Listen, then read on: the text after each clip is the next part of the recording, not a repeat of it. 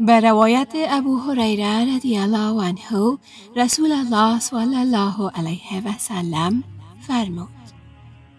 مؤمن قوی نزد الله متعال جل جلاله از مؤمن ضعیف بهتر و محبوبتر است و در اردوی آنان خیر وجود دارد. تلاش کن و به دنبال کارهای باش که برایت مفید هستند و از الله متعال جل جلاله کمک بخواه و ناتوان مشو.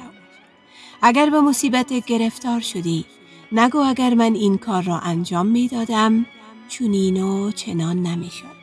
ولی بگو تقدیر الله جل جلاله این گونه بود و آنچه الله متعال جل جلاله بخواهد انجام می دهد،